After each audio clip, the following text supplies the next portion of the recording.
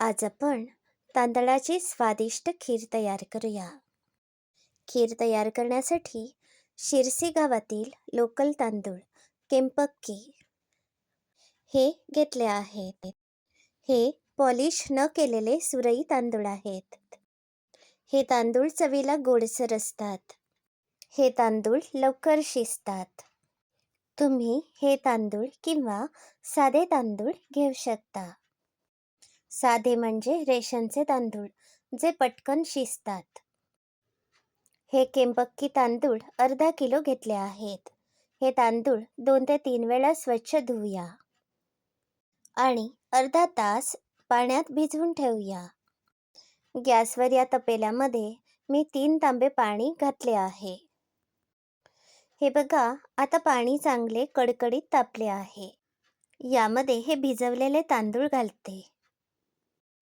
तांदूळ घातल्यावर एकदा डावाने ढवळायचे आहेत, यामुळे तळाला चिकटत नाहीत. आता हे तांदूळ अगदी मऊसर असे शिजवूया. हे बघा, आता हे तांदूळ अगदी छान असे शिजले आहेत. यातील पाणी सुद्धा चांगले आटले आहे. एक मोठी वाटी भरून गूळ घालूया. गुळाचे प्रमाण तुमच्या आवडीप्रमाणे कमी जास्त करू शकता. गूळ घालून ही खीर मध्ये मध्ये ढवळायची आहे. गॅसवर एका बाजूला बेदाणे आणि काजू तुपात चांगले परतून घेतले आहेत. आता गूळ विरघळला आहे. यामध्ये अर्धा लिटर दूध घालूया.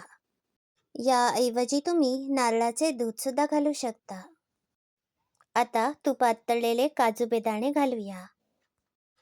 गॅसवर मंद आचेवर या खिरीला एक उकळी आणूया.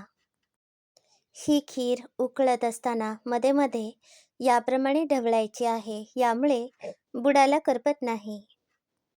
ही खीर मी 2 ते 5 मिनिटे चांगली उकळली.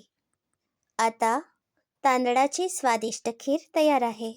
आजची रेसिपी तुम्हाला कशी वाटली याचा अभिप्राय नक्की कळवा. असेच सोपे पदार्थ बघण्यासाठी माझे चॅनल सबस्क्राईब करा, शेअर करा. धन्यवाद.